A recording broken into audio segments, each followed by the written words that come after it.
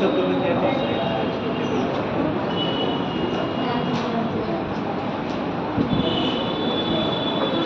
तो तापमान की जो ऊष्मा शब्द प्रयोग है वो सही है, मतलब ऊष्मा देखिए तापमान जब ऊष्मा शब्द यूज किया है तो सही है। ऊष्मा थोड़ा सा ठीक नहीं रहेगा, ठीक, तो वो ऊष्मा वहीं पे आ जाएगी। तो फिर उसकी जगह कौन सा वर्ड से सही रहेगा? ताप जैसे से ताप ताप ताप ताप ताप, अच्छा ताप जैसे उपस्थित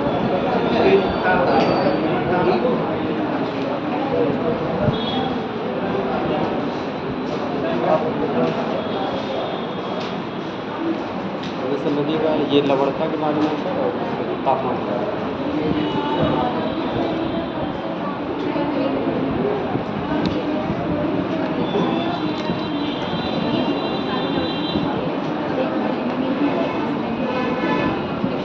और भी सर मतलब भी आता है, लेकिन सर 20 शब्दों में आप कहते हैं तो इसीलिए छोटा है। हम आपको इसलिए लिखा रहे हैं, ठीक है, साथ में ज्ञान भी आपका हो और रात में लिखने की आपकी क्या हो, प्रैक्टिस हो, इसलिए मैं आपको बार बार कह रहा हूँ, ठीक है।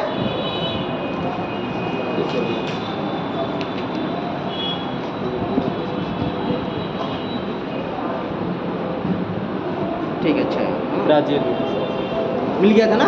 हाँ जी सर। तो सामने दिख रहा था रसीद। और सर एक बुक थी, मतलब लाइब्रेरी में गए थे उसमें से। ठीक है, थैंक यू। ये किसका है?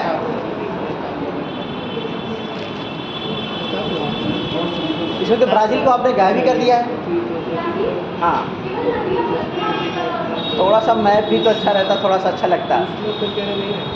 नदी ठीक है, कोई बात नहीं, थोड़ा मैप भी आपने बनाया है पूरा, जब सिर्फ नदी बना देती हैं आप, ये साउथ अमेरिका नहीं बनाती हैं आप। अगर बनाया है तो थोड़ा सा अच्छा है, ठीक है, प्रयास आपने अच्छा किया है, लेकिन इसको 2-3 बार करिए आप।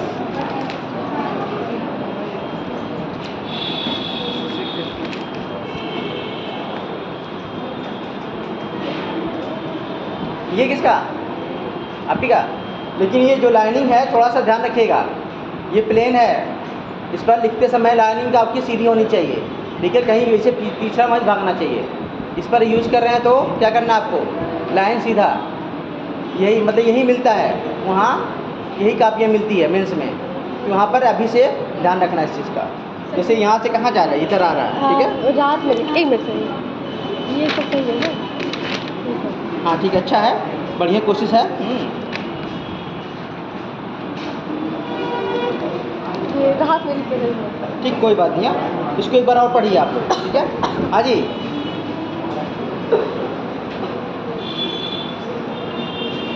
राइटिंग बड़ी अच्छी है आपकी तो।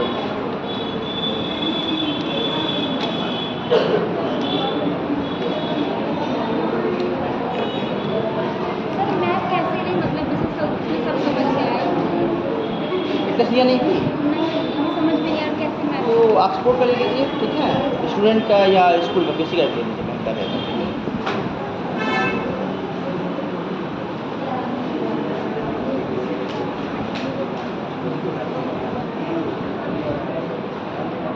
अच्छा है, बेहतरीन है, ठीक है।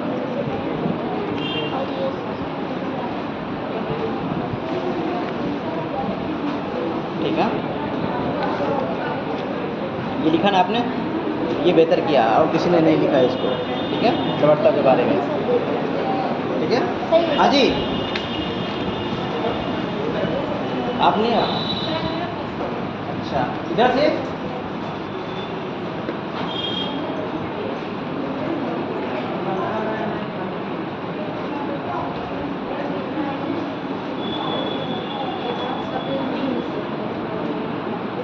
आप लिख लिया करिए, ठीक है, इसको हम बता दिया करें।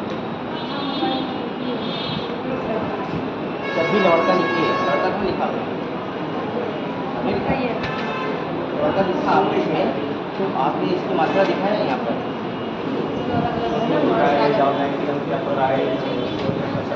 दिखाया, उसको भी दिखाना, ये एग्जाम में पूछा गया है, तो हम करते हैं। हमसे इसका पूरा अमाउंट भरना पड़ा था। बाकी कोर्स के, लेकिन आपको आज मतलब कॉलेज क्या होता है सर, पढ़ लेंगे जैसे ये अच्छा चाहिए। और जो कि लौटता की जाती जो कि मतलब उसकी जितनी क्वान्टिटी पाई जाती है वो भी यहाँ डाल देंगे तो ठीक मतलब रहेगा। सर किसी अभी मैं बता रहा हूँ सोडियम क्लोराइड मैग्नीशियम क्लोराइड, ठीक है, ये चीज़ें फिर अच्छा है, ठीक है।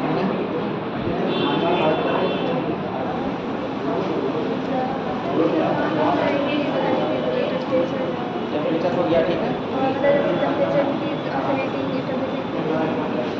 वाटर जैसे आपको जैसे बताना होगा, मान लीजिए आप बता दें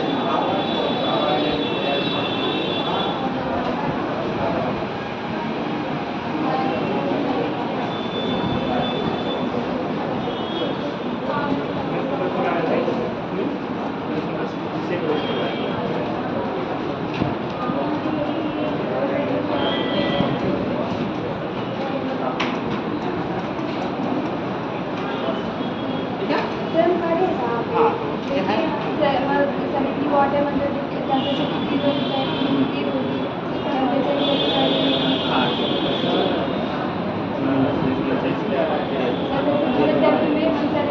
कम होगा, हाँ हाँ ये होगा। और जब 60 कम होता है जब वापस ज़्यादा हो गया। वो खुले सागर और बंद सागर और आगे खुला हुआ है। और इवापोरेशन के ये बेहतर है, लेकिन वही डालना होगा आपको, क्या करना, और एक थोड़ा सा मैप बनाकर अच्छा रहेगा। चलिए ठीक है, तो बता दीजिए आपको।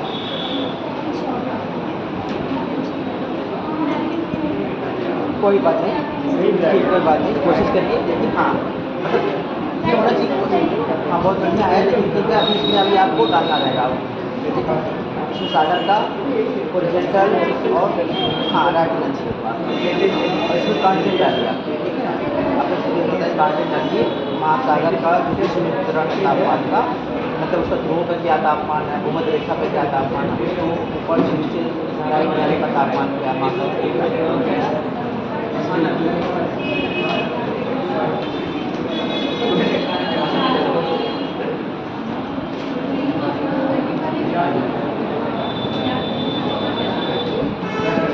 आपने ज़्यादा वही क्यों किया, बाकी और वो है सागर, उसी को लिखते हैं, इसको याद करके इसको याद करिए आप लोग, हम बता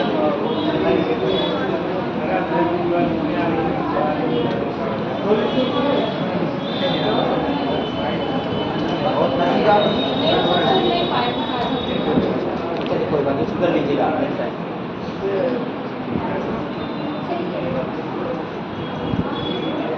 ये याद भी कर लेना आपको, इसमें मैंने 4 चढ़िया पूरा नहीं याद किया, याद कर यहाँ पे बहुत चढ़ियाँ हैं, कहाँ से करें कहाँ से है ना, ऊपर तो करना, ठीक है। बता क्या है, मैंने बताया था वो वाला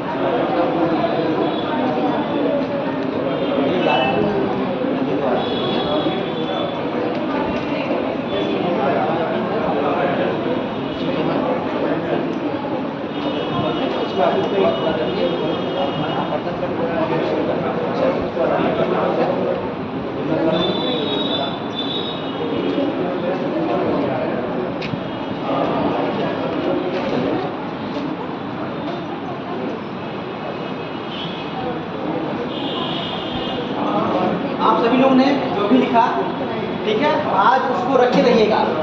जो भी लिख कर लाया आप लोगों ने मुझे दिखाया, उसको रखे रहिए। 10 दिन बाद उस चैप्टर को फिर पढ़िए, 10 दिन बाद फिर उसी कॉपी को, लिखी हुई कॉपी को देखना आपको, ठीक है। जिस कॉपी को आप मुझे दिखाए हैं उस चैप्टर को पढ़िए, 2-3 दिन और 4 दिन और पढ़िए, ठीक है। फिर से लिखिए और फिर पहले लिखी हुई चीज़ को और जब आपने दूसरी बार लिखा उसमें कंपेयर करिए, ठीक है। आपको खुद डिफरेंस दिखेगा, उसमें दोनों में क्या करेगा, अंतर आपको दिखेगा।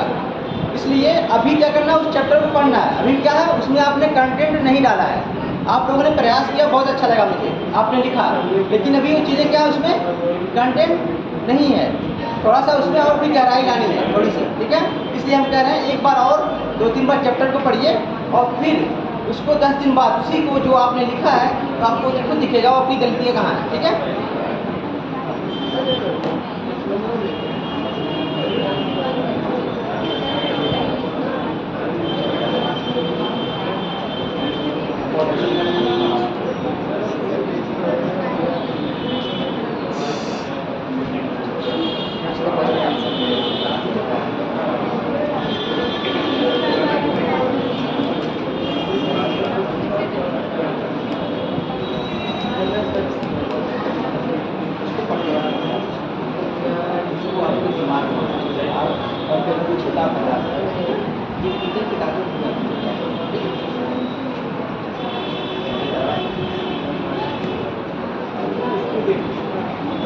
मैंने कहा था लवणता में आपको क्या करना है, जितने भी लवणता में सागर में पाई जाती है उसमें कुछ मिले 7-8 जो है, जिसमें आपका सोडियम क्लोराइड है, क्या है,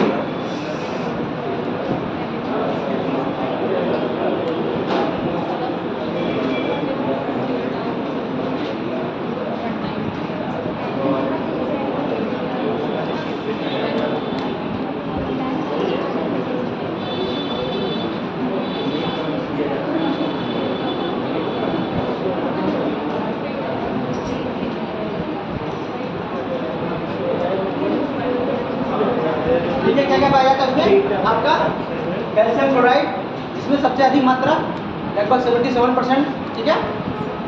उसके बाद आपका मैग्नीशियम क्लोराइड, फिर उसके बाद आपका मैग्नीशियम सल्फेट, फिर आपका कैल्शियम सल्फेट, फिर पोटेशियम सल्फेट, कैल्शियम कार्बोनेट और मैग्नीशियम क्लोराइड, ठीक है। ये आप इसका याद करने का ट्रिक होता है, याद करना मतलब एक अपना एक कोड बनाया करिए, ठीक है। अगर कोड बना के चीज़ें करेंगे आप लोग तो कोई चीज़ आपको भूलेगी नहीं, इसलिए हर चीज़ का कोड बनाया करिए, जो भी चीज़ हमें सीक्वेंस में लगाना है उसका कोड बनाया करिए, ठीक है।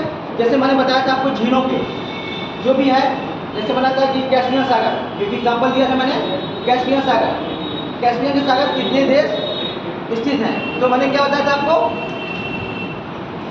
केटी राय, क्या बोला था, केटी राय अपना अलग अलग बनाते हैं, ठीक है। कैसे क्या हो गया, कजाकिस्तान हो गया, ई से आपका तुर्कमेनिस्तान, आर से रसिया, ए से अजरबैजान, आई से ईरान, ठीक है। तो ये चीज़ें होनी चाहिए, जब भी करिए तो इस सब चीज़ों को एक कोड बनाया करिए अपना, तभी सब चीज़ें हो पाएंगी क्लियर, नहीं तो आप क्या करेंगे, भूल जाएंगे, रटेंगे क्या करेंगे तो वो भूल जाएंगे। इसलिए एक कोड बनाया करिए, बड़ी बड़ी चीज़ों को एक साथ रखने के लिए कोड बनाया जाता है, ठीक है। इतनी बड़ी चीज़ें थी, 7 चीज़ें थी, इनको याद करने के लिए कोड बनाया जाता है, तो कोड बनाएंगे तो भूलेगा नहीं। जैसे हमने बना रखा था वो मैंने तो लिख दिया उसको, तो आप लोग भी क्या करेंगे, हर चीज़ को बना के, जैसे लंबी लंबी है उसको सीक्वेंस में रखना है तो कोड बनाया करिए, तो वो कभी आपको दिक्कत आएगा, फिर वो आपका ट्रिक याद आ जाएगा, उस ट्रिक के साथ वो सारी चीज़ें आप लोग लिख देंगे, ठीक है। इसके बाद हम लोग देखे थे महासागरीय निक्षेप के बाद हम लोग देखे थे प्रवाल वृत्ति, प्रवाल वृत्ति देखा था हम लोगों ने। तो प्रवाल वृत्ति में क्या बताया था मैंने कि इनके लिए क्या होता है, एक आदर्श एटमॉस्फेयर होना चाहिए, जलवायु क्षेत्र होना चाहिए, और ये सागरीय क्षेत्रों में होते हैं, लेकिन इनके लिए क्या, एक प्लेटफॉर्म होना चाहिए, एक समतल प्लेटफॉर्म होना चाहिए जहाँ पर ये पनप सके। तीन प्रकार के क्या होते हैं, जीव होते हैं जो अपने तरफ क्या करते हैं, चारों तरफ चूने की खोल बनाते हैं। और एक शैवाल होती है जो एक दूसरे के साथ सहजीवन, सहजीवन मतलब एक दूसरे को लाभ पहुंचाते रहते हैं। सहजीवन मतलब क्या होता है, एक दूसरे को लाभ पहुंचाते हैं और आगे बढ़ते हैं। जो शैवाल होते हैं फिजिनथिल जिन्हों कहते हैं, वो क्या करते हैं, हरे रंग का होता है जो इनके साथ रहता है और प्रकाश संश्लेषण करके वो भोजन बनाते रहते हैं। किसी कारणवश कभी होता है कि वो हट जाते हैं या मर जाता है शैवाल, तो इनका भी क्या होता है चीज़ें वैसी ही भी डेथ होती है, उस पर भी दूसरा आता है, फिर ये प्रोसेस चलता रहता है और एक द्वीपनुमा संरचना बनती है जिन्हें हम मूंगे की चट्टान या मूंगा द्वीप कहते हैं। तो जो प्रवाह जिसे पॉलिप कहते हैं, ठीक है। तो जब ये जैसे अधिक तापमान हो गया ग्लोबल वार्मिंग की वजह से क्या होते हैं, वो जो शैवाल होते रह रहेंगे वो क्या होते हैं, वो मर जाते हैं। तो वो जो पॉलिप होता है उनको क्या करता है, वो छोड़ देता है, फिर वो सफ़ेद हो जाता है। वो पहले कैसे दिखते थे, वो हरे रंग के, तो फिर कहते हैं सफ़ेद दिखते हैं, इसलिए उसको क्या कहते हैं, परवाल विरंजन कहते हैं।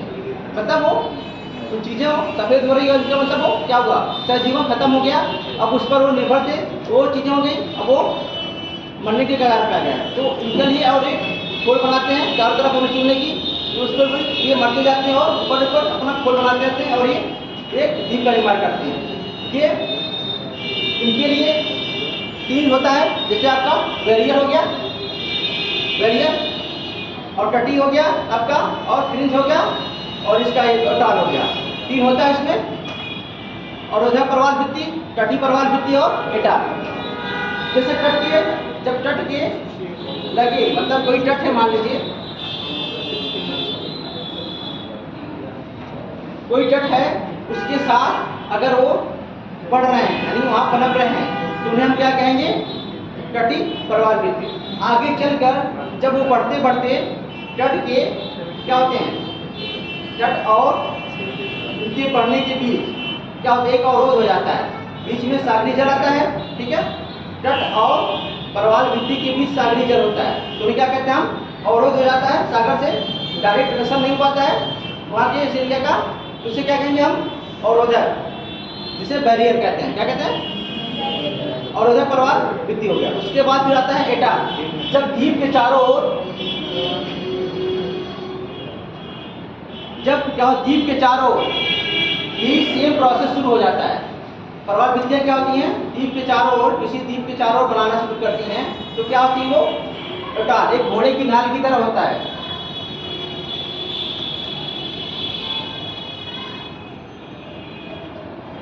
जैसे मान लीजिए कोई क्षेत्र है,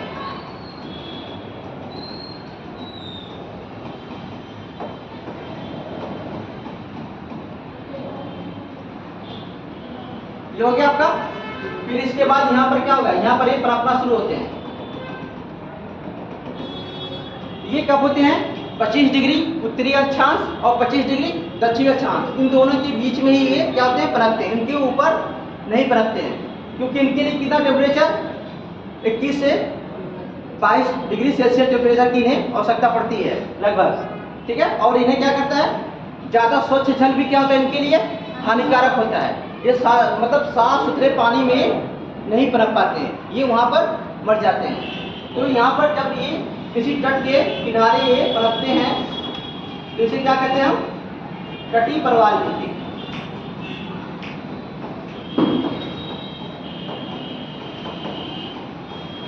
ठीक है। उसके बाद क्या होता है, नेक्स्ट प्रोसेस में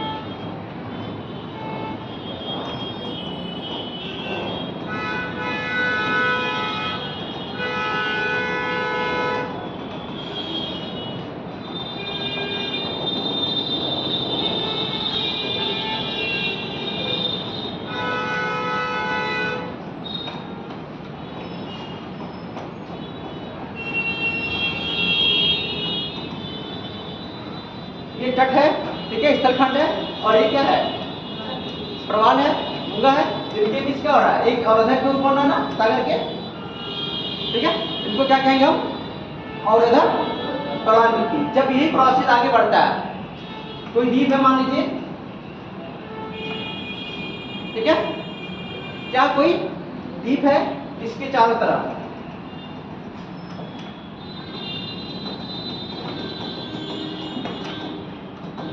पनप के चारों तरफ घेर लेते हैं, ठीक है। और एक घोड़े की नाल की तरह दिखता है, जिन्हें वलय भी कहते हैं, ये वलयाकार हो जाता है, और इन्हें एटॉल भी कहते हैं, घोड़े की नाल कहते हैं। तो इन्हें एटॉल या वलय या परवाल वृत्ति, तो 3 टाइप के होते हैं, ठीक है। इनके पनपने के लिए क्या होना चाहिए? स्वच्छ जल इनके लिए हानिकारक होता है। इनके लिए एक टेम्परेचर चाहिए 21 से 22 लगभग, कहीं 22 से 23 होगा, कहीं 20 से 21 होगा, ठीक है। उसमें एग्जैक्ट नहीं रखना आपको। तो इसके लिए क्या चाहिए आपको? और इसकी गहराई कितनी होगी सागर से? 60 से 70 मीटर लगभग। लगभग कितना चाहिए? 60 से 70 मीटर के नीचे ये रखते हैं, जहाँ तक लगभग सूर्य के प्रकाश का होता है, आराम से पहुँच जाता है। ये हो गया आपका पहले क्या, इनकी गहराई होनी चाहिए 60-70। दूसरा, इनका लिए टेम्परेचर कितना होना चाहिए? 21 से 22 डिग्री सेल्सियस। तीसरा आपका ये क्या होना चाहिए? ये 25 डिग्री अक्षांश उत्तरी से लेकर 25 डिग्री अक्षांश दक्षिणी के बीच के एरिया में ये पनपते हैं। और चौथा क्या होना चाहिए? इनके लिए एक प्लेटफॉर्म होना चाहिए, ठीक है, जहाँ पर ये पनप सकें, उग सकें, ठीक है। तो ये 4-5 चीज़ें इनके लिए क्या है, आदर्श स्थिति के लिए होना चाहिए, ठीक है। और जैसे हमारे यहाँ का क्या है, मूंगा, जो हमारे यहाँ मूंगा द्वीप कौन सा है? अंडमान निकोबार है। और विश्व का सबसे बड़ा बैरियर कौन सा है? ग्रेट बैरियर रीफ है। कहाँ पर है ये? ऑस्ट्रेलिया महाद्वीप में है। ऑस्ट्रेलिया महाद्वीप में कितने प्रांत हैं? हाँ जी, कितने प्रांत हैं ऑस्ट्रेलिया महाद्वीप में? सबसे ऊपर क्या होगा आपका? क्वींसलैंड, जिसके समानांतर ये ग्रेट बैरियर रीफ है। फिर उसके नीचे क्या होगा? New South Wales. उसके नीचे क्या होगा? New South Wales. फिर उसके नीचे आपके विक्टोरिया। फिर उसके बगल में दक्षिणी ऑस्ट्रेलिया। फिर ऊपर आपका उत्तरी ऑस्ट्रेलिया। फिर आपका पश्चिम में पश्चिमी ऑस्ट्रेलिया। ये इतने प्रांत हैं, ठीक है, जिनकी अलग अलग क्या है, कैपिटल है। वो देखा जाएगा जब मैप में, ठीक है। ये चीजें हैं इसमें। चलिए देखिए, परवाल वृत्ति।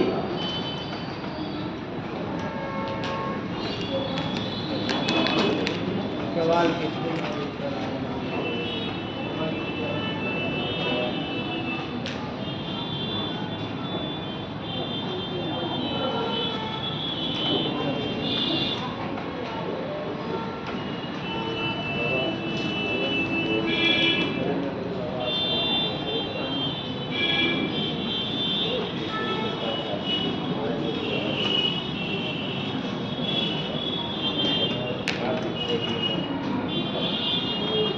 सागरी जल में घुले हुए, सागरी जल में घुले हुए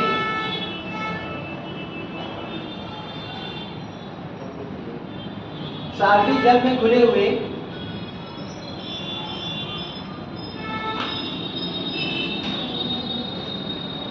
चूने के अंश को, सागरी जल में घुले हुए चूने के अंश को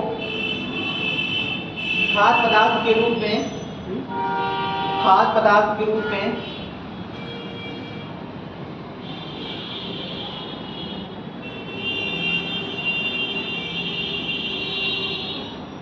प्रयोग करने वाले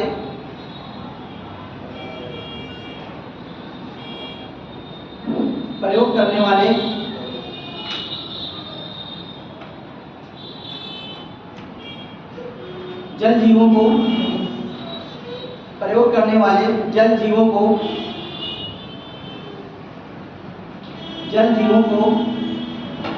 परवाल या मूंगा कहते हैं। परवाल या मूंगा कहते हैं।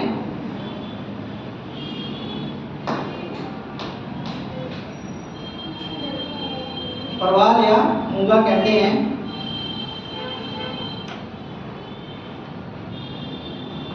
ये परवाल हरे, पीले, गुलाबी, बैंगनी, ये परवाल हरे, पीले, गुलाबी, बैंगनी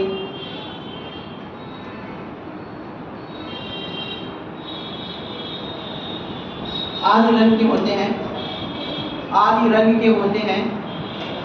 ये परवाल हरे, पीले, गुलाबी, बैंगनी आदि रंग के होते हैं।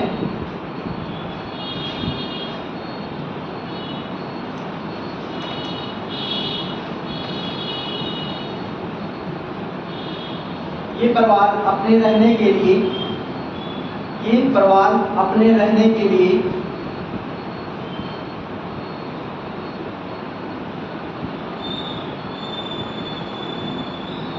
कटोरा नुमा खोल का निर्माण करते हैं। कटोरा नुमा खोल का निर्माण करते हैं। ये प्रवाल अपने रहने के लिए कटोरा नुमा खोल का निर्माण करते हैं। आपको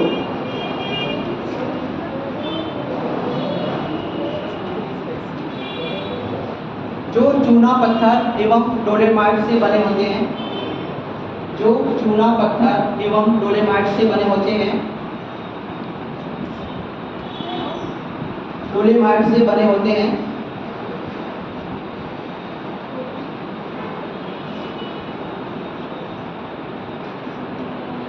इन्हीं कटोरे नुमा खोलों को प्रवाल भित्तियां कहते हैं। इन्हीं कटोरे नुमा खोलों को प्रवाल भित्तियां कहते हैं।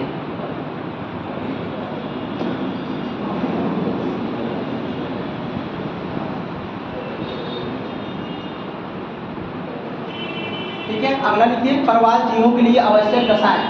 हेडिंग प्रवाल जीवों के लिए आवश्यक रसायन।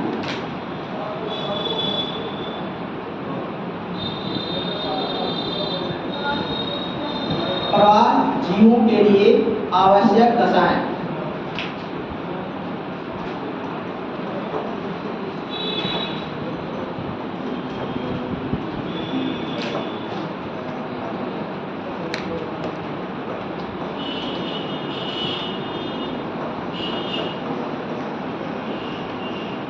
आवश्यक रसायन,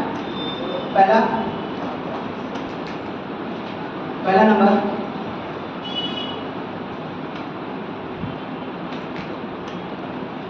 मैंने क्या बोला था, ये इनका विस्तार कहाँ से कहाँ तक होता है?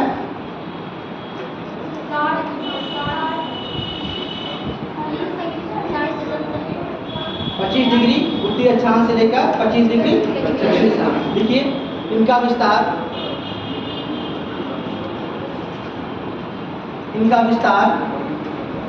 25 डिग्री उत्तरी अक्षांश से लेकर 25 डिग्री दक्षिणी अक्षांश तक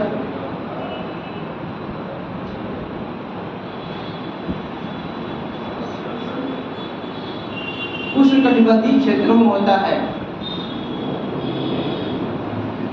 उष्णकटिबंधीय क्षेत्रों में होता है। 25 डिग्री उत्तरी अक्षांश से लेकर 25 डिग्री दक्षिणी अक्षांश के उष्णकटिबंधीय क्षेत्रों में होता है।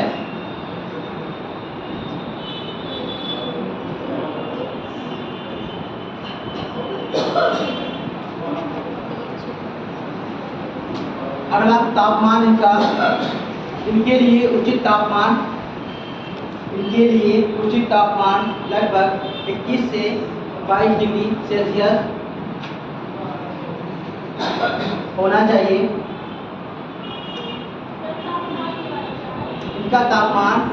इनके लिए तापमान 21 से 22 डिग्री सेल्सियस होना चाहिए।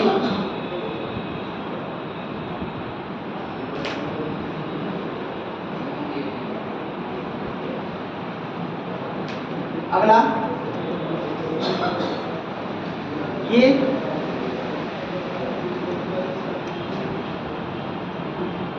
60 से 70 मीटर, ये 60 से 70 मीटर, 60 से 70 मीटर की गहराई में सागरीय क्षेत्रों में पनपते हैं। ये 60 से 70 मीटर गहराई में सागरीय क्षेत्रों में पनपते हैं। सागरीय क्षेत्रों में पनपते हैं।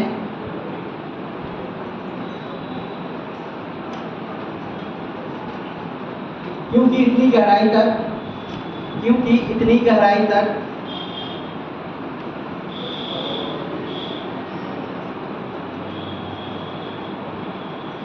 सूर्य का प्रकाश, क्योंकि इतनी गहराई तक सूर्य का प्रकाश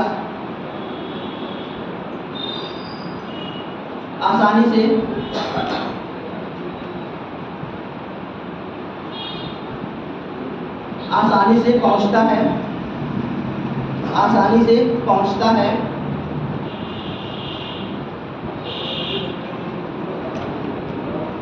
और इसमें ऑक्सीजन एवं कैल्शियम जल उपलब्ध रहता है। ऑक्सीजन एवं कैल्शियम से युक्त जल, ऑक्सीजन एवं कैल्शियम से युक्त जल उपलब्ध रहता है।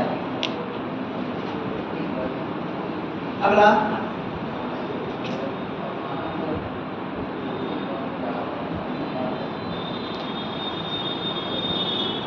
प्रवाल भित्तियों के विकास के लिए, प्रवाल भित्तियों के विकास के लिए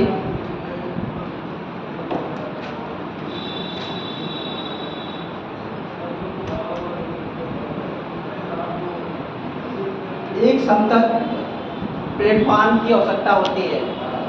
एक समतल प्लेटफॉर्म की आवश्यकता होती है। एक समतल प्लेटफॉर्म की आवश्यकता होती है, कि ऐसे ही इनका विकास कैसे हो पाएगा बिना प्लेटफॉर्म के, इसलिए एक प्लेटफॉर्म की इतनी आवश्यकता होती है। कितनी चीज़ें हो गई आपके पास एक प्रवाल के विकसित होने के लिए? चलिए बताइए। पहला तापमान उनके लिए लगभग कितना है 20 से 21। दूसरा आपके लिए क्या होगा, इसका विस्तार 25 से 25, ठीक है, और गहराई 60 से 70 मीटर, ठीक है, और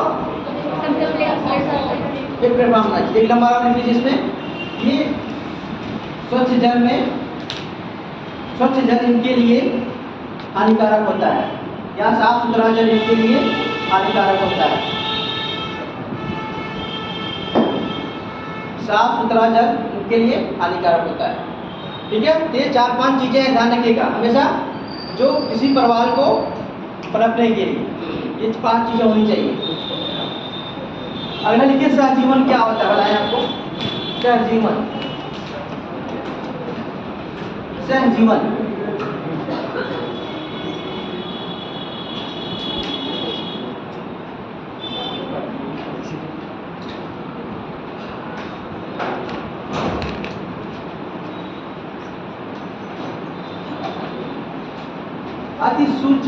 अति सूक्ष्म शैवाल, अति सूक्ष्म शैवाल,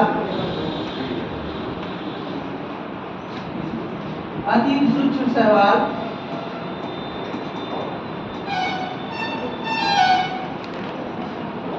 अति सूक्ष्म शैवाल जूजैनथिली, जूजैनथिली, जूजैनथिली, अति सूक्ष्म शैवाल जूजैनथिली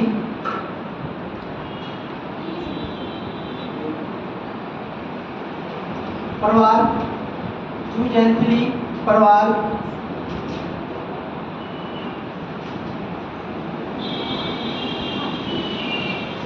प्रवाल जीवों के साथ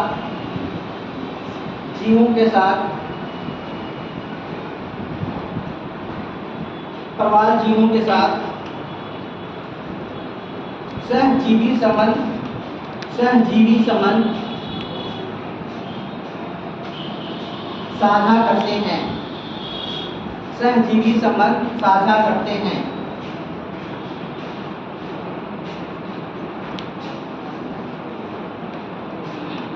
सहजीवी संबंध में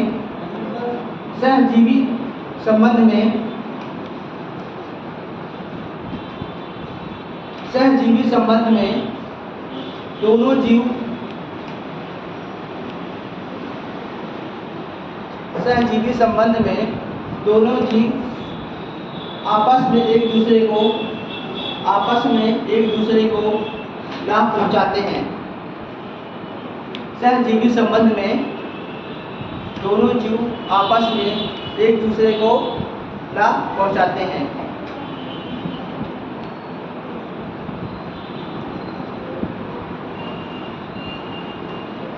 ठीक है, सहजीवी संबंध हो गया, क्या होता है एक दूसरे को लाभ पहुंचाते हैं। ठीक है, जब हम लोग पढ़ेंगे पर्यावरण, ठीक है, उसमें इसका बहुत ज़्यादा रोल होगा।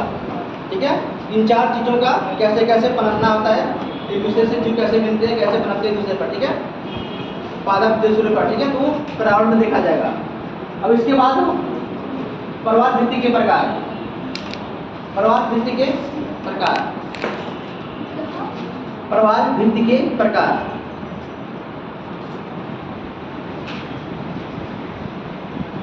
एक छोटा चैप्टर, इसको तो आपको वैसे ही करना चाहिए था, मतलब समझाने से इसको लिख के लाना चाहिए था आप लोगों को, छोटा ही था ये, ठीक है। ठीक है, प्रवास भित्ति को 3 प्रकारों में बांटा गया है। प्रवास भित्ति को 3 प्रकारों में बांटा गया है।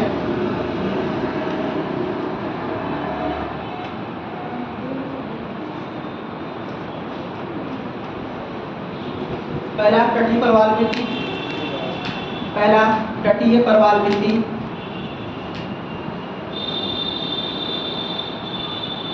दूसरा अवरोधक प्रवाल भित्ति, हाँ जी, अवरोधक प्रवाल भित्ति,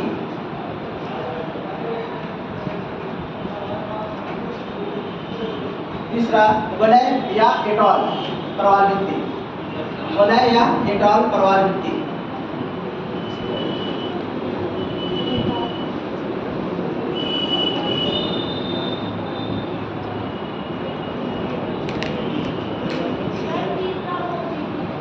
एटॉल या वलय, वलय, एटॉल या वलय प्रवाल भित्ति। पहले लिखिए तटीय प्रवाल भित्ति।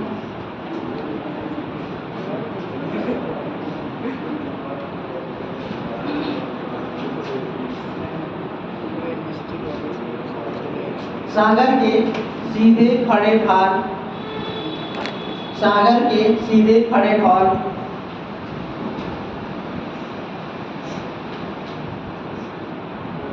जो जलमग्न हैं, सागर के सीधे खड़े ढाल जो जलमग्न हैं,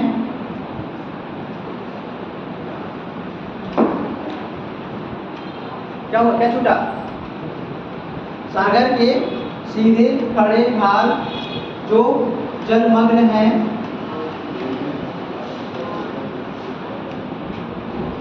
उन्हीं ढालों के सहारे, उन्हीं ढालों के सहारे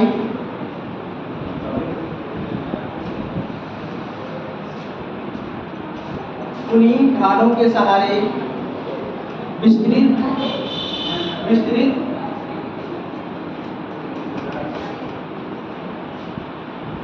विस्तृत पतली पट्टी,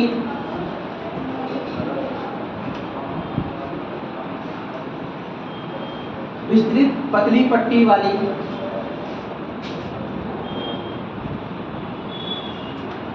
प्रवाल भित्ति को तटीय प्रवाल भित्ति कहा जाता है, तटीय प्रवाल भित्ति कहा जाता है।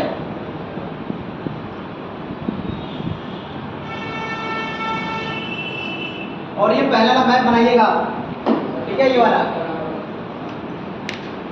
इसके बगल में ही मैप बनाइएगा। जब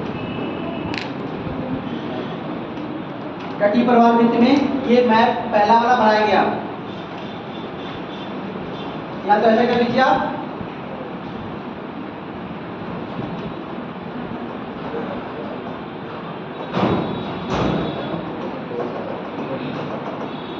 ठीक है, इसको इस तरह लिख दीजिए आप, यहाँ गोल गोल ऐसे प्रवाल भित्ति बना दीजिए और ये जल दिखा दीजिए, ठीक है, सागर, यहाँ लिख दीजिए सागर, ये तट लिख दीजिए इसको, ठीक है। इस तरह करेंगे तो आपको क्लियर हो जाएगा। इसको तट लिख दीजिएगा, इस तरह खंड हो गया, वो सागर हो गया, और ये प्रवाल भित्ति, तटीय प्रवाल भित्ति, इसको कहेंगे तटीय प्रवाल भित्ति। हाँ जी, क्या हुआ,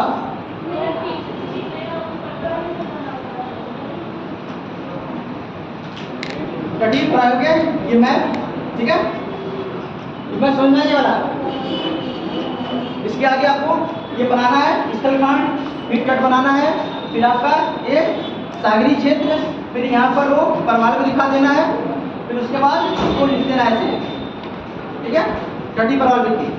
तो ये ध्यान रखना है। जब भी करिए उसको साइड में मैप बना दीजिए आप। हो गया ये?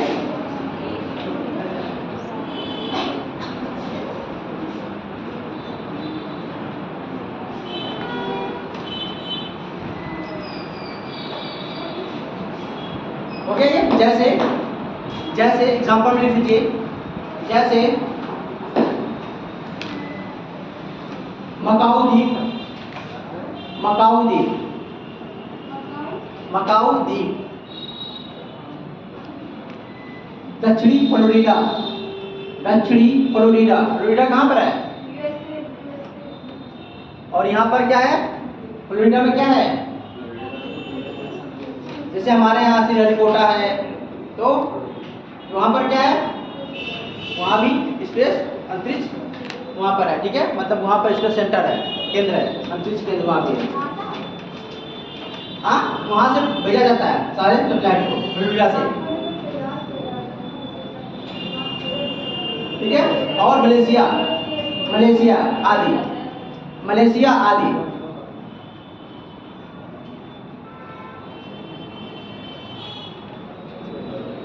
मलेशिया आदि। दूसरा अवरोधक प्रवाल वृत्ति, अवरोधक प्रवाल वृत्ति,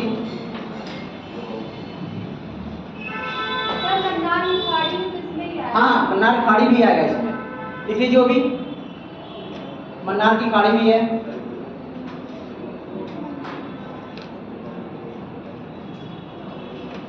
इसमें मैंने आदि लिखा दिया, बहुत सारे एग्जाम्पल हैं।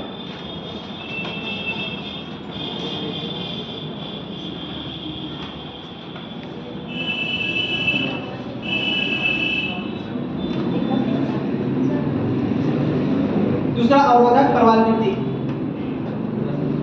अवरोधक प्रवाल वृत्ति,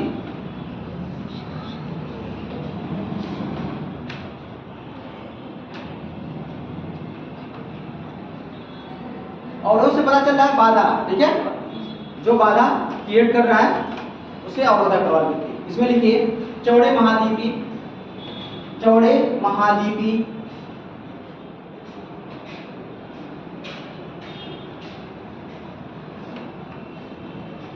जलमग्न तटों के सहारे,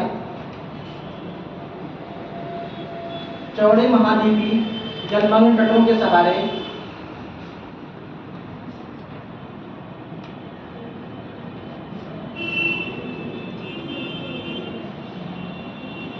विस्तृत प्रवाल वृत्ति को, विस्तृत प्रवाल वृत्ति को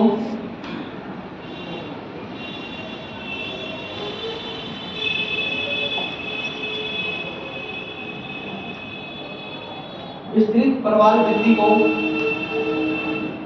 अवरोधक प्रवाल वृत्ति कहते हैं।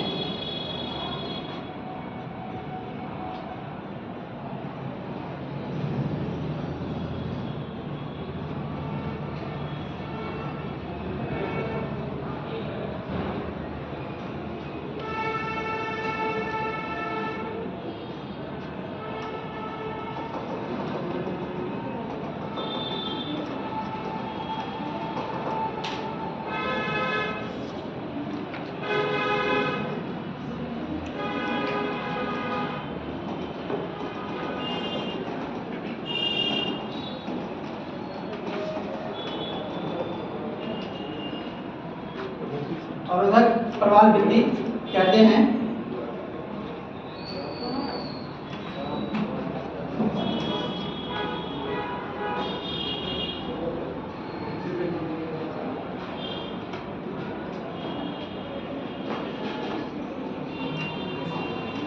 इस प्रकार की प्रवाल वृत्ति, इस प्रकार की प्रवाल वृत्ति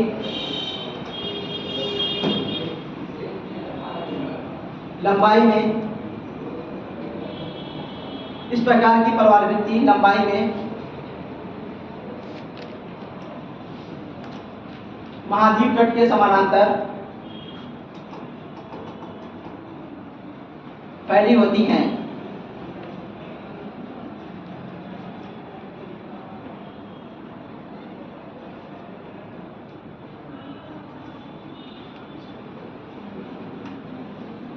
ठीक है,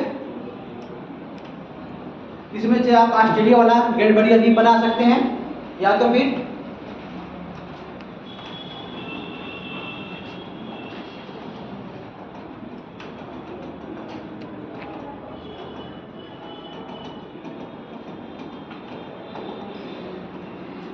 कोई भी एक मैप बना लीजिए, ठीक है, उसमें से थोड़ा सा वो वेरिएट के रूप में काम करे।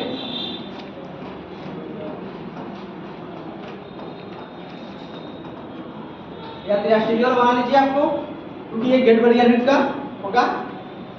हाँ बोलिए। इसमें सर जो आउटपुट हो रहा है, हाँ वहाँ लेगुन झील का भी होगा। हाँ हाँ, लेगुन झील का भी होता है। वो क्या होता है, जब आपके परवाला जैसे मूंगा वाला भी जब टाने बन जाती है, द्वीप बन जाती है, तो उसमें भी कहीं कहीं पर झील निर्मित होता है, मूंगे झील का होता है, मतलब लेगुन का। लेगुन झील कहाँ बनती है अक्सर? लेगुन झीलें कहाँ पाई जाती हैं अक्सर? ये तटीय क्षेत्रों में पाई जाती हैं। कहाँ पर? तटीय क्षेत्रों में, ठीक है, सागर के। जब क्या होता है, किसी कारणवश क्या होता है, वो अवरोध हो जाता है, ये लेगुन झील होता है, ठीक है। जैसे हमारे यहाँ की कौन कौन सी है? चिल्का और वेम्बनाड और पुलिकट और कोलेरू है नहीं, कोलेरू पहले थी, लेकिन अब वो नहीं है, क्योंकि वहां से नदियां प्रवाहित होती हैं, तो क्या करती है, अपना सारा मलबा वहां पर जमा करने की वजह से उनका कनेक्शन क्या कर दिए, पूरी तरह वो अंदर आ गई है। कोलेरू झील क्या है, वो अंदर आ गई है, क्योंकि उसका सागर से क्या वो कनेक्शन पूरी तरह खत्म हो गया है। पहले थी, लेकिन अब वो नहीं है, ध्यान रखना इस चीज का। तो पुलिकट कहाँ पर है? पुलिकट झील कहाँ पर है? तमिलनाडु और आंध्र प्रदेश के बॉर्डर पर है, इसलिए कहते हैं मैप याद करिए, ठीक है। चिल्का झील कहाँ पर है? उड़ीसा में है, ठीक है। वेम्बनाड कहाँ है? ठीक है। तो ये चीजें हैं। तो झीलों के जो तटीय क्षेत्र वाली झीलें हैं, वो लगभग लगभग क्या होती है, लेगुन झीलों होती हैं, ठीक है। ये वाला मैप बना लीजिए, और रजा परवाल बिंदु में दोनों में से कोई एक बना लीजिए। इसमें लिखिए जैसे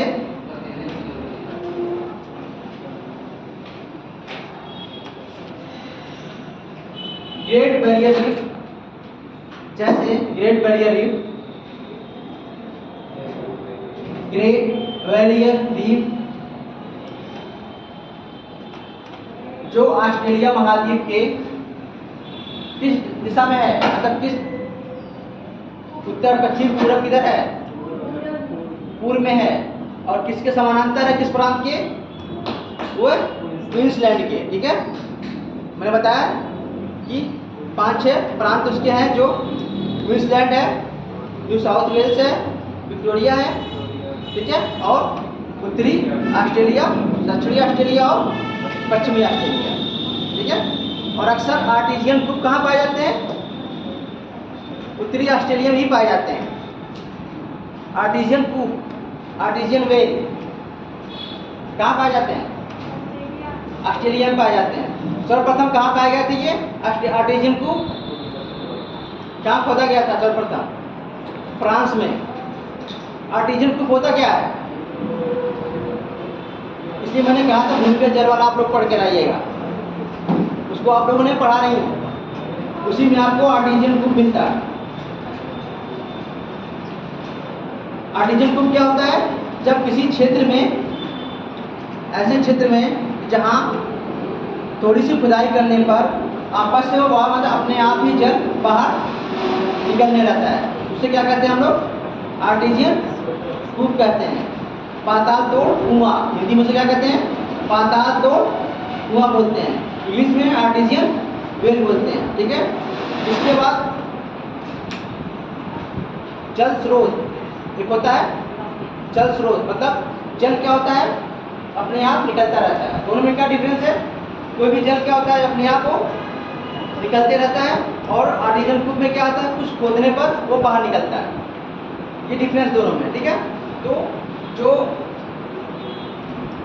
ये ग्रेट बैरियर रीफ है, ये ऑस्ट्रेलिया महाद्वीप के पूर्वी क्षेत्र में, ठीक है, ये ऑस्ट्रेलिया महाद्वीप के पूर्वी क्षेत्र में लगभग 1600 किलोमीटर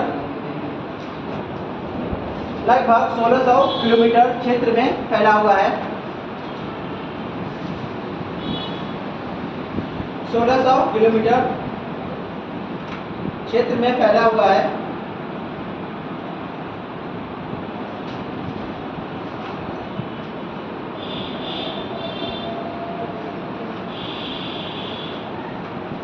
अगला ये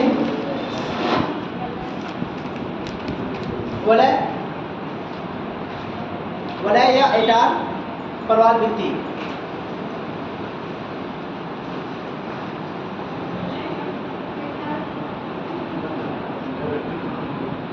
वलय या एटार प्रवाल भित्ति।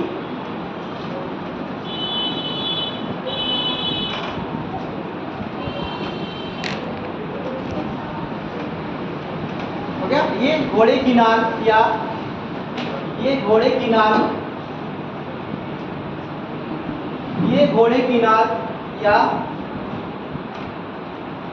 अंगूठी के आकार की ये घोड़े की नाल या अंगूठी के आकार की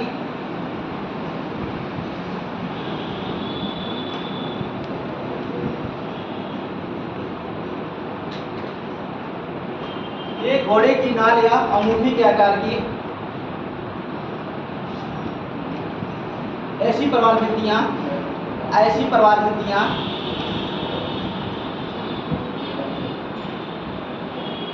जो समुद्री द्वीपों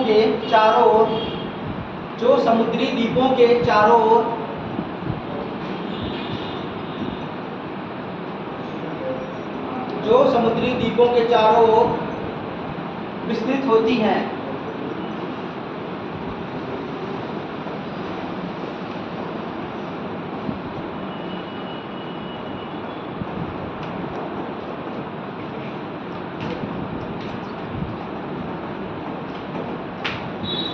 जो समुद्री द्वीपों के चारों ओर विस्तृत होती हैं, उन प्रवाल भित्तियों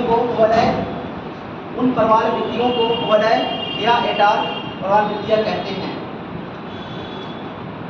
उन प्रवाल भित्तियों को वलय या एटार प्रवाल भित्तियां कहते हैं।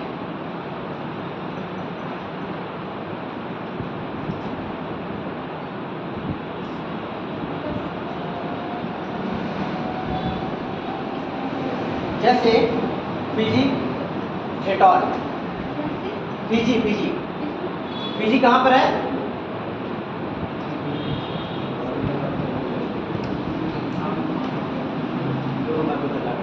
फिजी कहाँ पर है?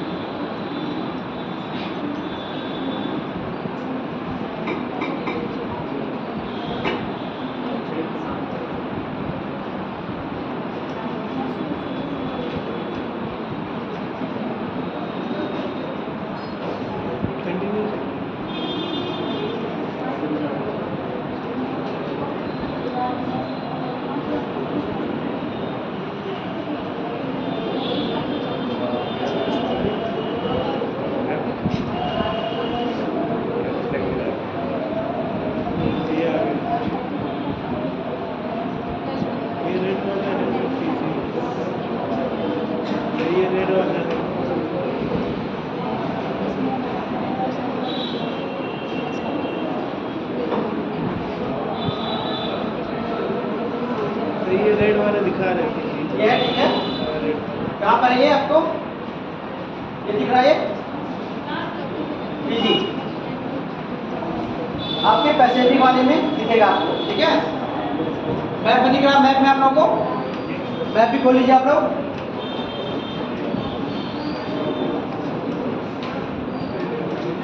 मैप नहीं, मैप है। हाँ जी, मिला। मैप खोल के रखिए।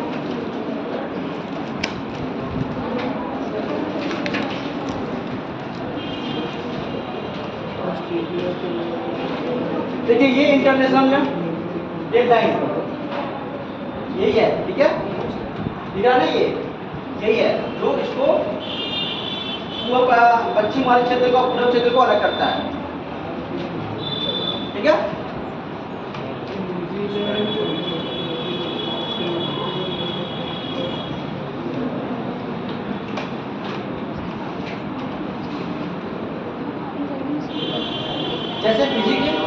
लीफ का एटॉल।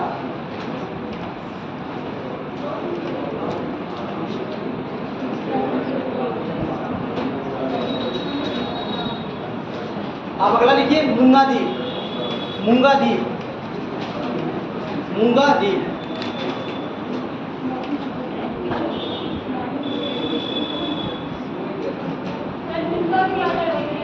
मूंगा कोरल द्वीप, हाँ मूंगा द्वीप आइलैंड, मूंगा आइलैंड। सर मूंगा लिखने में एसपी करा हुआ है। हाँ एसपी हाँ करा अच्छा इसे पढ़ा जाता है। इस प्रकार के द्वीप, इस प्रकार के द्वीप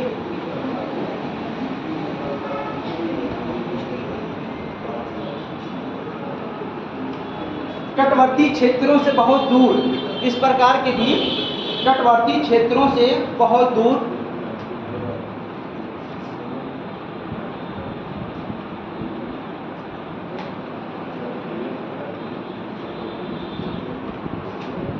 स्थित होते हैं, बहुत दूर स्थित होते हैं।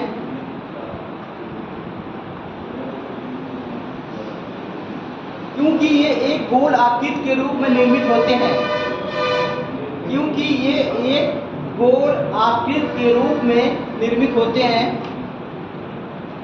क्योंकि ये एक गोल आकृति के रूप में निर्मित होते हैं।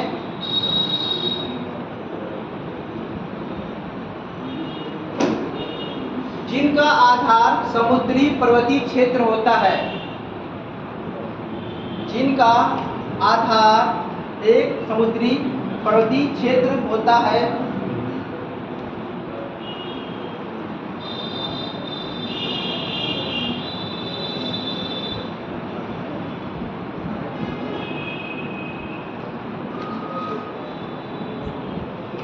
ज्वारी स्थिति में, ज्वारी स्थिति में, ज्वार मतलब जब ज्वार आता है, ज्वारी स्थिति में ये मूंगा द्वीप स्पष्ट दिखाई देते हैं। ज्वारी स्थिति में ये मूंगा द्वीप स्पष्ट दिखाई देते हैं।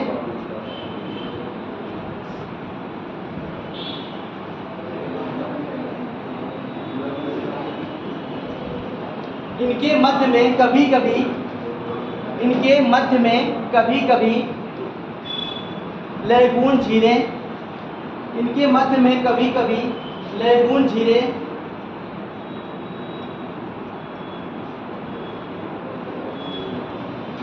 दिखाई देती हैं।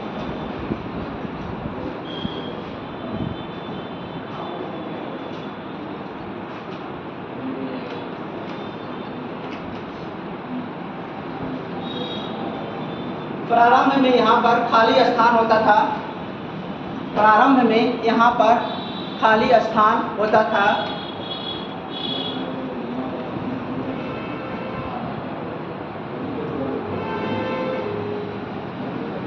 परंतु समय के साथ ये वनस्पतिक क्षेत्र में परिवर्तित हो गए। समय के साथ ये वनस्पतिक क्षेत्र में परिवर्तित हो गए।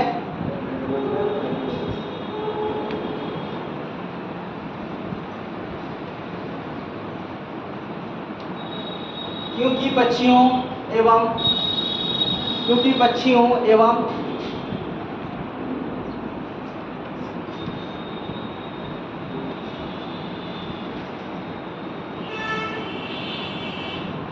जहाज आवागमन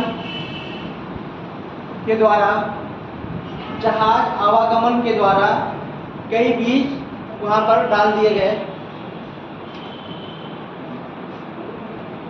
कई प्रकार के बीज वहां पर डाल दिए गए,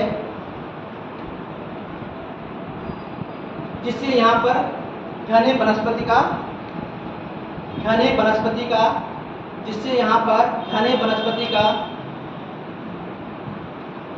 क्षेत्र बन गया, वनस्पति का क्षेत्र बन गया।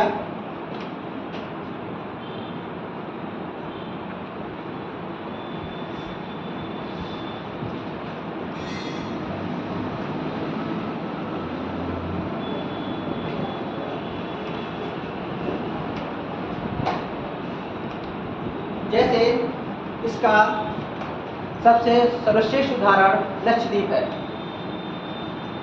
इसका सबसे अच्छा उदाहरण लक्षद्वीप है।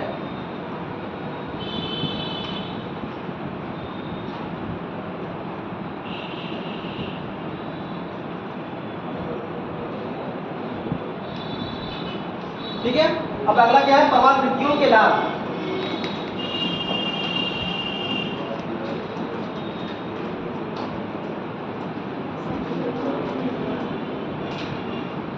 प्रवाल वृत्तियों के लाभ।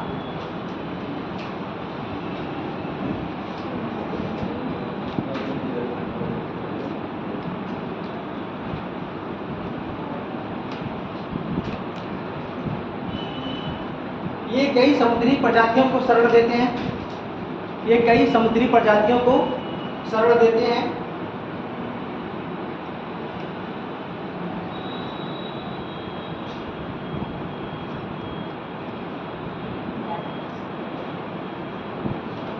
इस प्रकार प्रवाल जीव समुद्री जैव विविधता को बढ़ावा देते हैं। इस प्रकार प्रवाल जीव समुद्री जैव विविधता को बढ़ावा देती है। प्रवाल जीव समुद्री जैव विविधता को बढ़ावा देती है।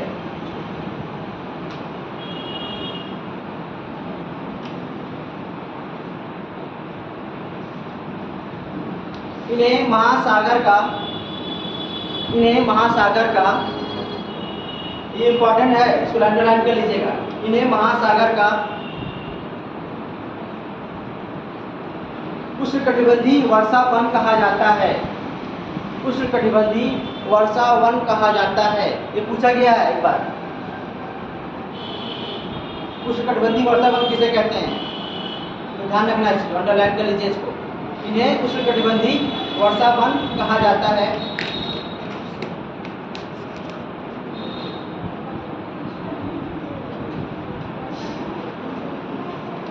ये प्रवाल वृत्तियां समुद्री प्रजातियों को समुद्री लहरों से संरक्षण प्रदान करती हैं। ये प्रवाल वृत्तियां समुद्री प्रजातियों को समुद्री लहरों से संरक्षण प्रदान करती है।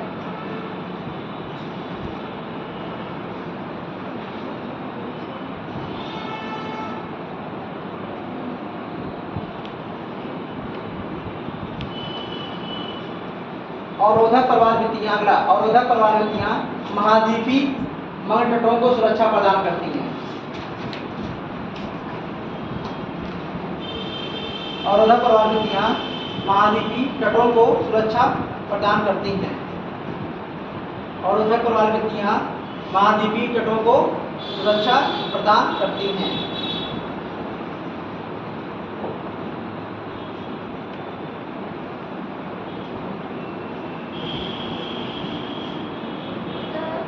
हाँ।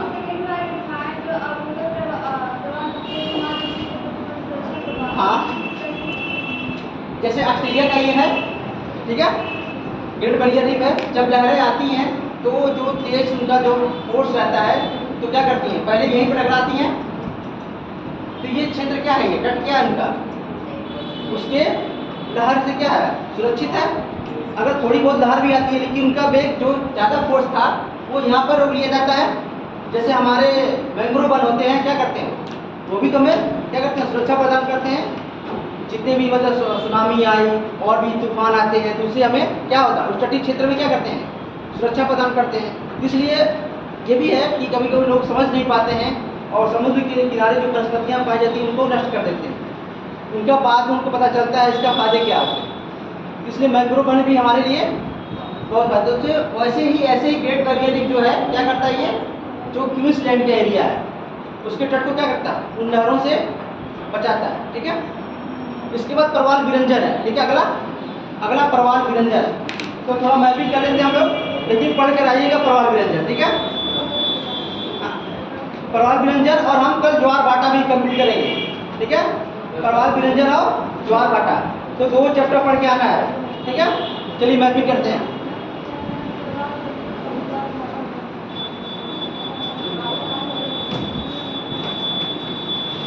कल क्या हुआ था? दक्षिण अमेरिका क्या कहीं करा थे कल?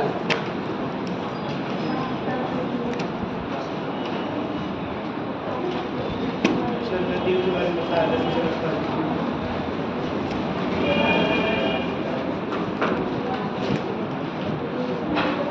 एक एक का समय लिख दीजिए आप लोग। आपको तो है, आप कैसे किए? और लोग नहीं लाए क्या आप लोग? एक रूम में 2 होते दीजिए मुझे, है उनके पास?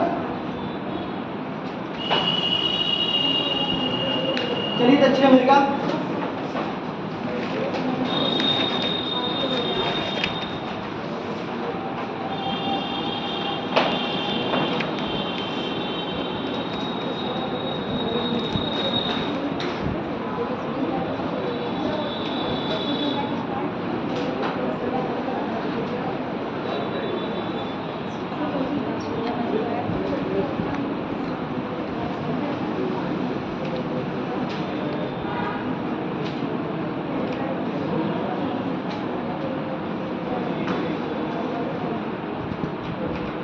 ठीक है, इसमें लिखिए मांडो ग्रासो का पठार। मांडो ग्रासो का पठार। आपको मैप में देखिए मांडो ग्रासो का पठार दिख रहा है आप लोगों को? दक्षिण अमेरिका के प्राकृतिक मैप में जाइएगा। दक्षिण अमेरिका के प्राकृतिक मैप में दिख रहा है आपको? सर कहाँ पर है? ये वाला देखिए इधर।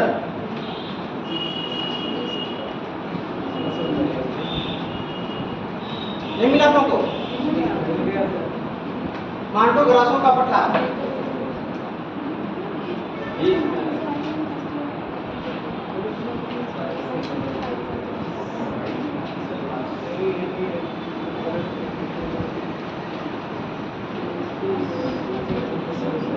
देखिए ये ब्राजील का उच्च भूमि है। मांडो ग्रासो पठार में ये ब्राजील का उच्च भूमि है।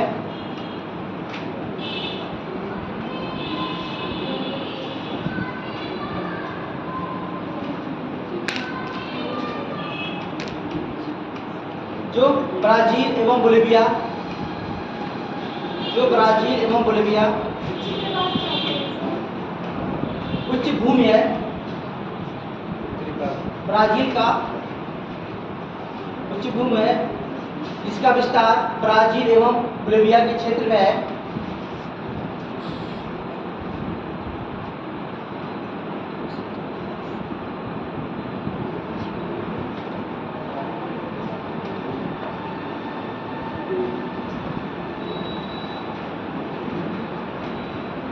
इसके पश्चिम साइड में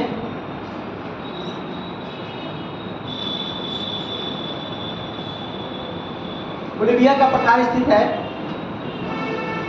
इसके पश्चिम साइड में बोलिविया का पठार स्थित है, जिसे एल्टीप्लेनो कहते हैं। एल्टीप्लेनो कहते हैं।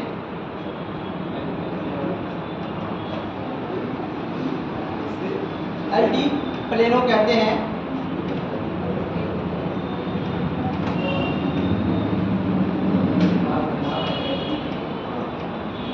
ठीक है, बोलिविया का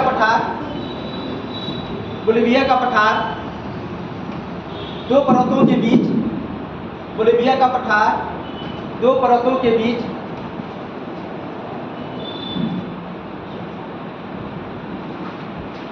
बोलिविया का पठार दो पर्वतों के बीच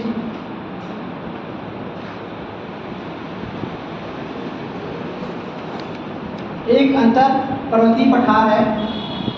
बोलिविया का पठार दो पर्वतों के बीच एक अंतर पर्वतीय पठार है।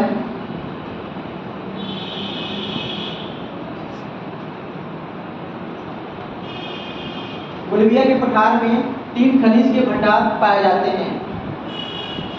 3 खनिज के भंडार पाए जाते हैं।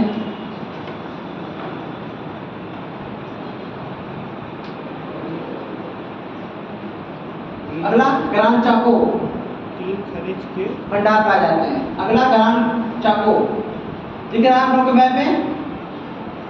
ग्रान चाको, हाँ जी मैप में हुआ नहीं, उस रूम में है ही नहीं। ग्रान चाको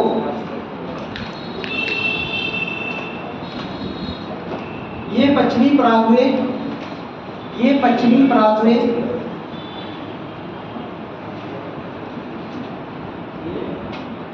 पश्चिमी पराग्वे, उत्तरी अर्जेंटीना, उत्तरी अर्जेंटीना, पश्चिमी पराग्वे। इसलिए मैंने पहले सारे देशों के नाम करवा दिया था आप लोगों को, ताकि आप लोगों को दिक्कत ना आना चाहिए। ठीक है, पश्चिमी पराग्वे, उत्तरी अर्जेंटीना एवं दक्षिणी पूर्वी, दक्षिणी पूर्वी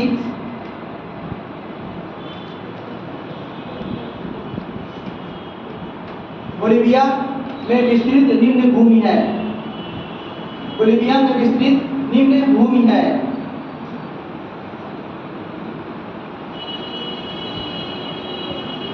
बोलिविया में विस्तृत निम्न भूमि है। सिलवास के दक्षिण में, सिलवास के दक्षिण में, सिलवास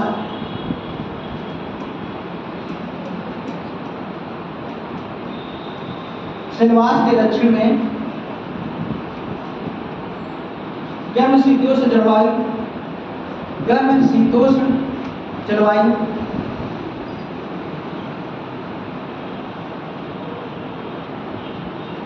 के वन एवं घास पाए जाते हैं। गर्म शीतोष्ण जलवायु के वन एवं घास पाए जाते हैं।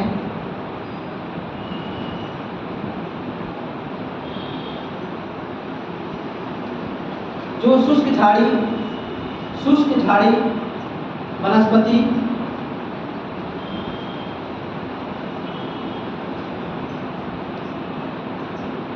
वनस्पति मवेशी पालन के लिए उपयुक्त है। मवेशी पालन के लिए उपयुक्त है। मवेशी क्या होता है? ठीक, मवेशी पालन के लिए उपयुक्त है।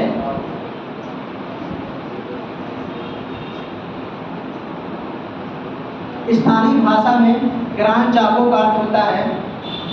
स्थानीय भाषा में ग्रान चाको का अर्थ होता है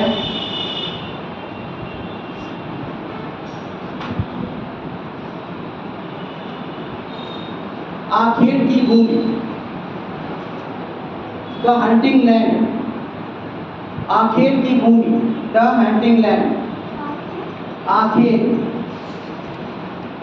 आखेट समझ नहीं आ रहा आप लोग को? ठीक है, तो आखेट की भूमि इसे कहा जाता है। ठीक है, अगला अटाकामा का मरुस्थल। अटाकामा का मरुस्थल कहाँ पाया जाता है? हाजी, अटाकामा का मरुस्थल कहाँ पाया जाता है? हाँ, चिली में। ठीक है, जो सबसे शुष्क स्थान माना था, जहाँ पर वो अरिका ऊपर टाइप है, वहाँ पर अरिका है। अटाकामा का मरुस्थल उत्तरी चिली एवं दक्षिणी चिली, उत्तरी चिली एवं दक्षिणी चिली,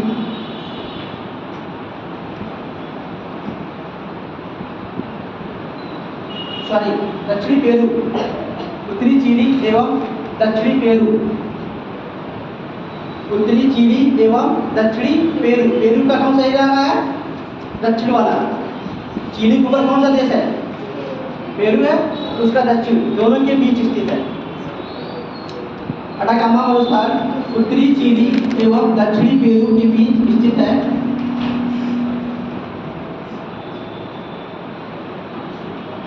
ये विश्व का सबसे शुष्कतम मरुस्थल है। ये विश्व का सबसे शुष्कतम मरुस्थल है, जहाँ पर अनेक नमकीन झीलें स्थित हैं। जहाँ पर अनेक नमकीन झीलें स्थित हैं।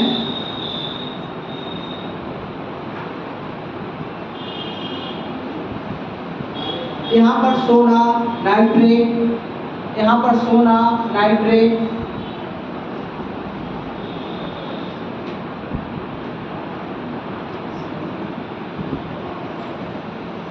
सोना, नाइट्रेट एवं सल्फर के भंडार पाए जाते हैं।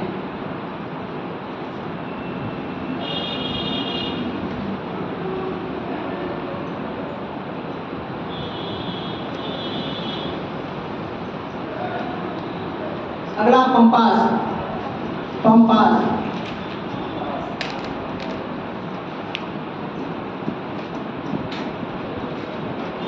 पंपास,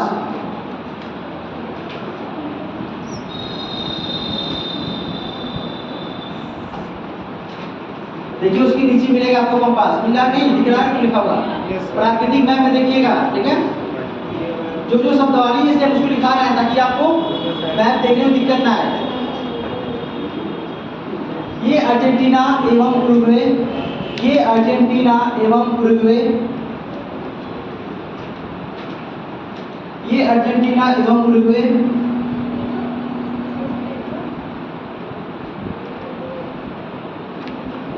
में विस्तृत, ये अर्जेंटीना एवं उरुग्वे में विस्तृत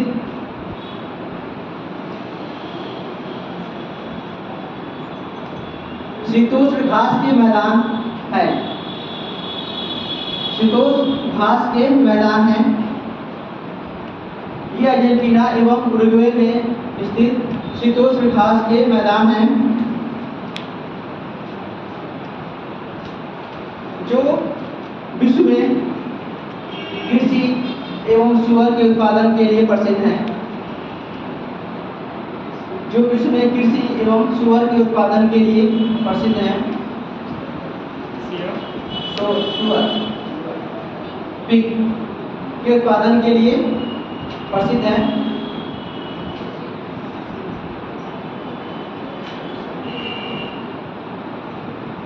यहाँ पर अल्फा अल्फा, यहाँ पर अल्फा अल्फा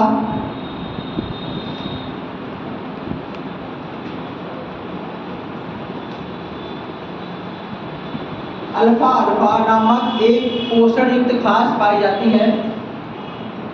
यहाँ पर अल्फा अल्फा नामक एक पोषण युक्त घास पाई जाती है। दोनों पूछा गया है, अल्फा अल्फा क्या होती है और पंपास क्या होता है, ध्यान रखना आपको, ठीक है? इसलिए दोनों घास के क्या है, एक घास के मैदान है और एक घास है, ठीक है, जो पोषण युक्त है।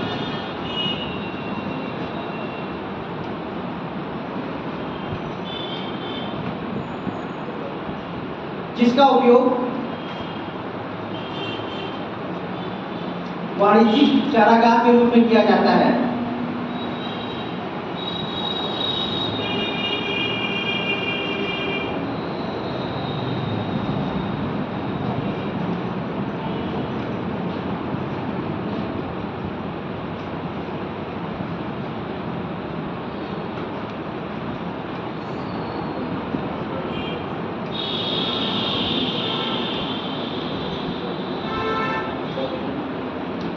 ठीक है, अगला लिखिए पश्चिमी पर्वत श्रेणी, पश्चिमी पर्वत श्रेणी, पश्चिमी पर्वत श्रेणी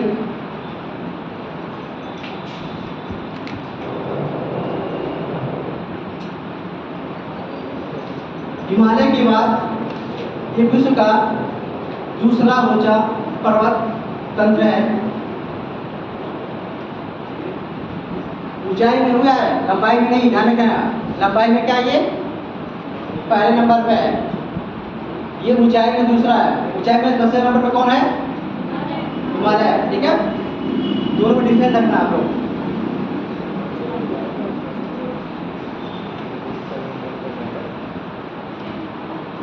ठीक है, दूसरा पर्वत ऊंचा पर्वत तंत्र है।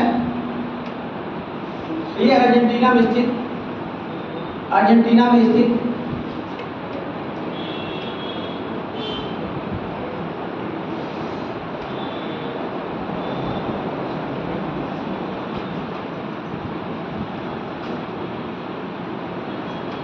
अकांकागुआ, अर्जेंटीना में स्थित अकांकागुआ पर्वत, अकांकागुआ।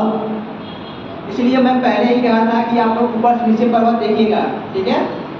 अब आगे आप लोगों का सेंटर तो हमें कराना ही पड़ेगा, लड़ाई करके थोड़ा सा सिलेबस कवर करें उसके बाद, ठीक है? अकांकागुआ पर्वत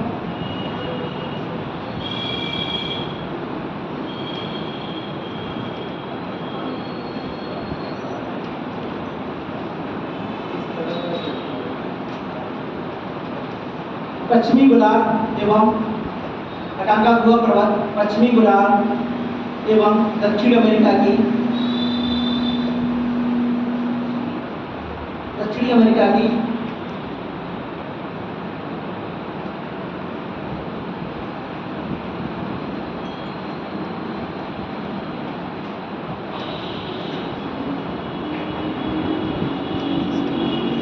सबसे ऊंची पर्वत है, सबसे ऊंची पर्वत है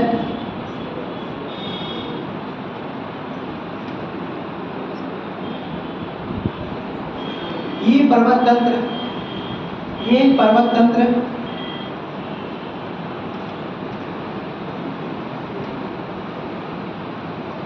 वेनेजुएला, कोलंबिया, इससे देशों का नाम भी याद आ जाएगा आपको। वेनेजुएला, कोलंबिया,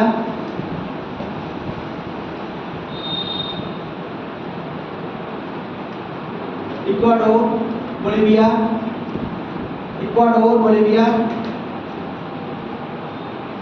पेरू, चिली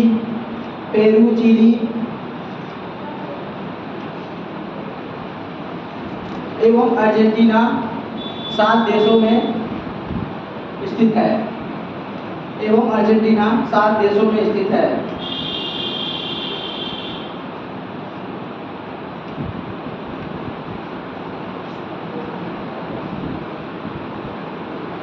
ठीक है, ये हो गया। इसके बाद थोड़ा सा बचा है नीचे वाला पोर्शन, उस नीचे पर्वत को बांटना है मुझे, ठीक है, अलग अलग टाइप, उसमें थोड़ा सा माउंटेन दिखाना है आपको। इसके बाद क्या करना है हम लोग को, उत्तरी अमेरिका, दक्षिणी अमेरिका के किनारे किनारे जितनी खाड़ियां हैं, वैली हैं, सागर हैं छोटे छोटे, ठीक है, इनको सीक्वेंस में देखना है। और उसके बाद क्या देखना है, जल संधि देखनी है, जैसे डेविड जल संधि हो गया, ठीक है, और आपका जॉन डिफ्रोगा जल संधि हो गया, आपका यूकाटन चैनल हो गया आपका, ठीक है, कैरिबियन सागर वाला, ये सारा चीजें जल संधि आपको एक बार देख के आना है। उसको भी हाँ जी, हाँ वो सब मैगलन भी नीचे है, नीचे आपको आएंगे दक्षिण अमेरिका के जॉन डिफ्रोगा जहाँ पर है नीचे, ठीक है, नीचे आपको मिलेगा, वहाँ पर थोड़ा सा अलग होगा, तो ये देखना है आपको। इसके बाद क्या करना है, जो आपको ये है ज्वारभाटा और आपका ये क्या प्रवाल भित्ति को पढ़कर एक बार आना है, व्यंजन वाला, ठीक है, ध्यान रखना है। तो कुछ पूछना है आपको? हाँ जी, लिख दिया मैंने।